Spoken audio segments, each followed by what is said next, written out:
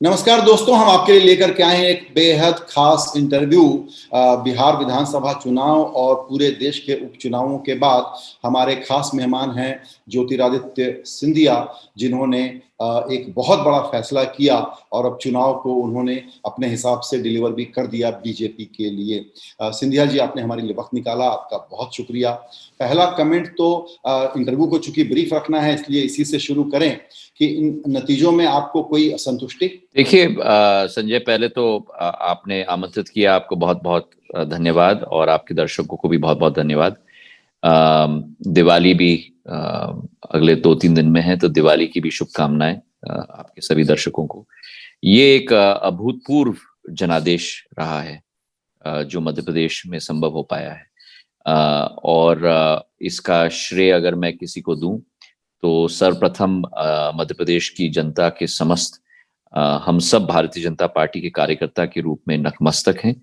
और श्रेय अगर किसी को जाता है तो प्रधानमंत्री नरेंद्र मोदी जी के नेतृत्व को, हमारे अध्यक्ष जेपी नड्डा जी की विचारधारा को, और हमारे गृह मंत्री अमित शाह जी की सोच विचारधारा को, जिससे जन कल्याण योजनाएं से हर नागरिक पूरे देश में प्रभावित हुआ। और उसी के साथ मध्य प्रदेश के अंदर जो शिवराज सिंह चौहान जी की नेतृत्व में सरकार है, जिसके आधार पर एक प्रादेशिक ब्लूप्रिंट हम लोग ने बनवाया था 5 महीनों में, और फिर हर एक असेंबली कॉन्स्टिट्यूंसी के लिए भी एक विकास और प्रगति की ब्लूप्रिंट बनाई थी। और इसी के साथ हर एक भाजपा के कार्यकर्ता को भी जाता है, क्योंकि जी जान पूरे काडर ने, पोलिंग बूथ से मंडल तक हर व्यक्ति ने जी जान लगाया, जैसा ये स्वतः का चुनाव हुआ हो, और उसी के आधार पर ये परिणाम आए हैं। हम कृतज्ञ हैं मध्य प्रदेश की जनता के प्रति, और जो विकास और प्रगति की संकल्प हमने ली थी उसे हम पूरा करेंगे, ये विश्वास आपके चैनल के द्वारा हम मध्य प्रदेश की जनता को भी देना चाहते हैं। बिल्कुल। आपके हिसाब से बिल्कुल नतीजे अच्छे रहे, लेकिन मैं उन 3 मंत्रियों के बारे में सोच रहा था जो नहीं जीत पाए, तो उनके लिए आपका कोई ऑब्जर्वेशन, क्या फीडबैक रहा वहां से? देखिए, चुनाव चुनाव होता है, और कभी कभी हार का भी हम लोगों को सामना करना पड़ता है, पर मैं मानता हूं कि जितनी विनम्रता हमारी हार में होती है, उतनी विनम्रता हमारी जीत में भी होनी चाहिए। ये मैं आपको भी बताना चाहता हूं कि पिछले विधानसभा चुनाव में मध्य प्रदेश के स्तर पर भाजपा और कांग्रेस में, भाजपा कांग्रेस से करीब 1% ज्यादा वोट पूरे प्रादेशिक स्तर पर ले चुकी थी, लेकिन ग्वालियर चंबल संभाग में कांग्रेस भारतीय जनता पार्टी से 14% ज्यादा वोट ले चुकी थी, और उसी के आधार पर 26 सीटें आई थी 34 में से, जिसके आधार पर मध्य प्रदेश में सरकार बनी कांग्रेस पार्टी की। जी। तो हमारी शुरुआत जो हमें करनी थी कि वो पहले 14% को हमें शून्य पर लाकर, और फिर उसके बाद पॉजिटिव टेरिटरी में हमें ले जाना था, और इसी के आधार पर ये अभूतपूर्व नतीजे आए हैं, जहां 16 में से 9 सीट भारतीय जनता पार्टी को मिली हैं, और 28 में से 19 सीट भारतीय जनता पार्टी को मिली है। मेरे लिए हर एक सीट महत्वपूर्ण थी। हर सीट का दौरा मैंने विस्तृत तरीके से किया, और जो हमारे साथ 22 विधायक आए थे, वो पूरे मध्य प्रदेश से आए थे। ग्वालियर चंबल संभाग से आए थे, भोपाल डिवीजन से आए थे, सागर डिवीजन से आए थे, मालवा डिवीजन से आए थे, और एक ऐतिहासिक जीत कई मंत्रियों ने, विधायकों ने हासिल की, जो अभूतपूर्व रही है मध्य प्रदेश के इतिहास में। कई सीटों में 65,000 वोटों से हम जीते हैं, कई सीटों में 55,000 से जीते हैं, जो नॉर्मली मध्य प्रदेश में होता नहीं है। जी। जब आपने कांग्रेस छोड़ी और बीजेपी में गए, 8 महीने करीब हो गए, तो कोविड का पूरा पीरियड रहा। जाहिर है कि उसके बाद पिछले कुछ महीने आपका बिल्कुल चुनाव पर ही फोकस रहा। अब चुनाव हो गया, आपने अच्छा डिलीवर कर दिया बीजेपी के लिए, पूरी सरकार डिलीवर कर दी आपने। आगे के लिए आपका, मैं बहुत सिंपल क्वेश्चन पूछ रहा हूँ specific, how is your day plan going to look like? What are you going to do next on मेरी day-to-day विचारधारा basis? मेरी विचारधारा वही है जो 20 साल से रही है संजय। आप मुझे भली भांति, आप मुझसे परिचित हैं। मैं थोड़ा बाय नेचर थोड़ा वर्कहोलिक हूँ, और जब काम भी नहीं है, मैं घर में, ये मेरी सदैव आलोचना होती है कि मैं अपने आप के लिए काम बना देता हूँ। तो चुनाव संपन्न हुआ है, पर ये हम सोचे ना कि हमारा काम समाप्त हुआ है। चुनाव जीतने के बाद मैंने ये सदैव जिंदगी में माना है कि काम शुरू हुआ है। तो आप फिर शून्य से शुरू कर रहे हो, क्योंकि जनता ने आपको इतनी बड़ी जिम्मेदारी दी है। तो जिस दिन, जैसे कल हम लोग चुनाव जीते हैं, आज से ही पूरी भारतीय जनता पार्टी मध्य प्रदेश में लग गई है उन जन आकांक्षाओं को और जन अभिलाषाओं को, संकल्प को पूरा करने के लिए। और कार्य प्रगति पर है, विकास के, और Agreed. उसी के आधार पर हम लोग आगे चलेंगे। I जहां तक मेरी स्वतः की बात है, मेरी यही कोशिश है कि पहले 2-3 दिन मैं कोशिश कर रहा हूं कि हर कार्यकर्ता को मैं साधुवाद और धन्यवाद अर्पित करूं, कि जो जिन्होंने चुनाव में अपना जी जान लगाया हो। मंडल सेक्टर तक एक एक कार्यकर्ता से संपर्क करने की मैं कोशिश कर रहा हूं। ये एक हफ्ता मुझे लगेगा, क्योंकि 28 विधानसभा हैं जहां हम जीते भी हैं और जहां हम हारे भी हैं, दोनों जगह, क्योंकि कार्यकर्ता ने बहुत मेहनत की है। और उसके बाद मेरी ये विचारधारा है कि हर क्षेत्र में मैं दौरा भी करूंगा, और उसके बाद मुख्यमंत्री जी के साथ बैठकर आगे का हम लोग प्लानिंग करेंगे, ताकि वो विकास और प्रगति की गाड़ी को हम तेज रफ्तार से आगे ले पाए। सॉरी, मैं आपको थोड़ा प्रीएम्प्ट कर रहा हूं। जो जवाब में आप कहेंगे कि मेरा फोकस पब्लिक सर्विस पे और जनसेवा पे रहता है, मैं जनसेवक हूं, तो मैं सिर्फ ये जानना चाहता हूं कि जनसेवा का केंद्र आपका ग्वालियर होगा, गुना होगा, भोपाल होगा या दिल्ली होगा? मेरा जनसेवा का केंद्र कोई एक क्षेत्र देखिए, या मैं आपको कोई एक अपॉर्चुनिटी दे रहा हूं कि आप बता एक दें। एक नहीं, कोई एक शहर कभी नहीं रहा है मेरे 20 साल के जनसेवा के इतिहास में। जहां मुझे मौका मिला है वहां मैंने जनसेवा किया है।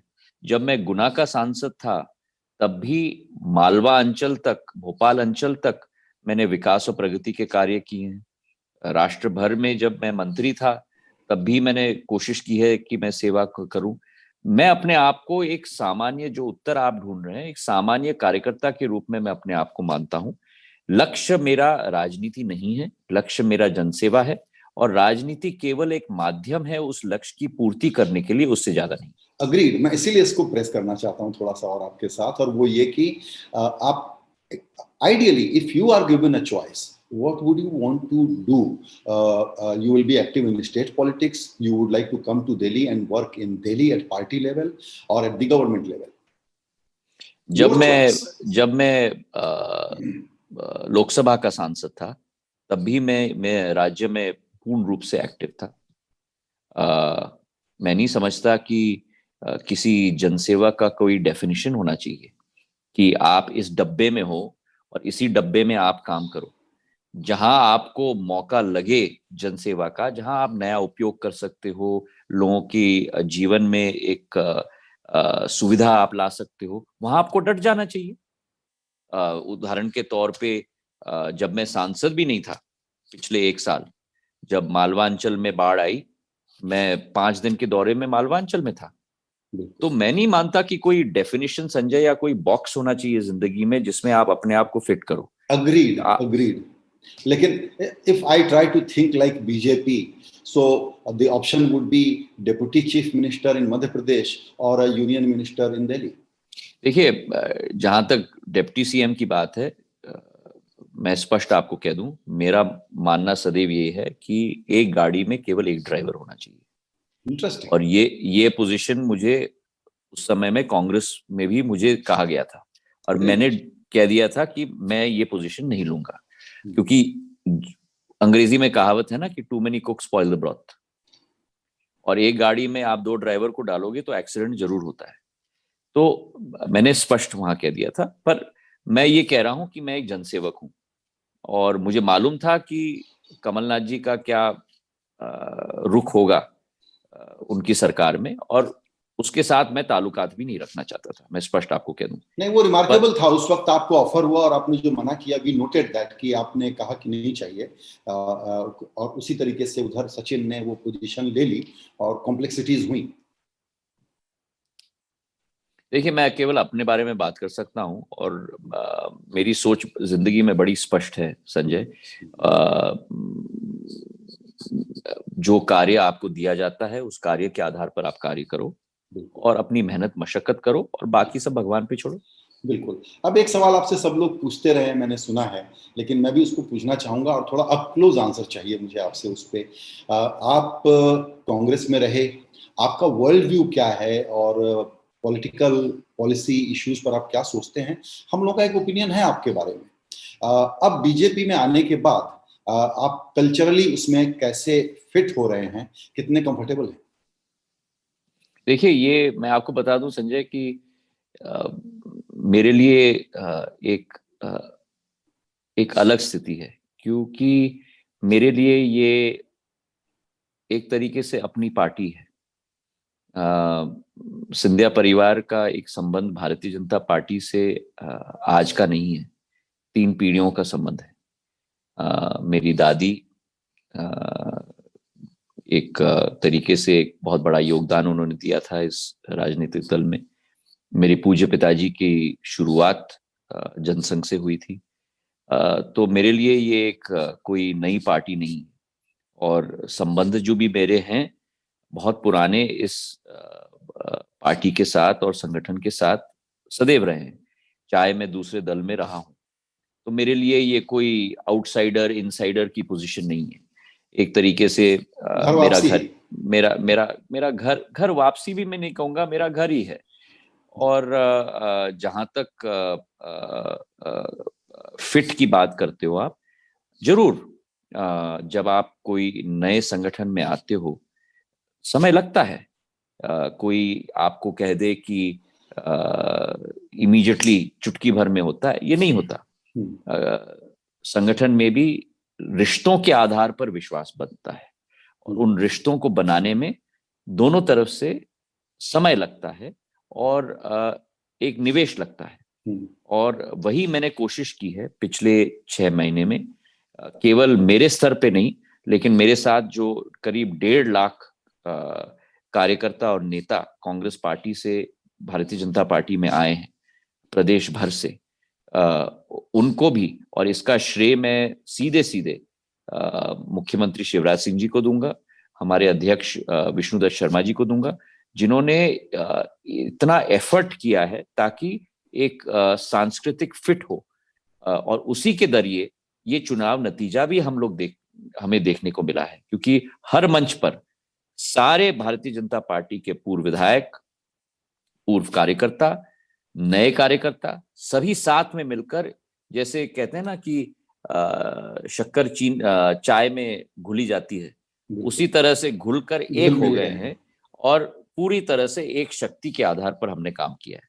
बिल्कुल। एक सवाल मैं आपसे, मतलब आपके अतीत से जुड़ा हुआ है इसलिए नहीं पूछना चाहता हूँ, लेकिन एक पॉलिटिकल ऑब्जर्वेशन के नाते पूछना चाहता हूँ। What else Congress party? To me the key word is the Congress party is a case study in disaster in HR management. देखिए, मैं अपना जीवन अतीत में नहीं जीता, मैं अपना जीवन वर्तमान में और भविष्य में जीता हूँ। कांग्रेस पार्टी अब मेरी अतीत का एक भाग बन चुकी है, नंबर 1। नंबर 2, 8 महीने संजय आपने भी देखा है। मैं मानता हूं कि अ, अ, एक मौनता की भी विनम्रता होती है, और वो डिग्निटी ऑफ साइलेंस मैंने मेंटेन किया है 8 महीने।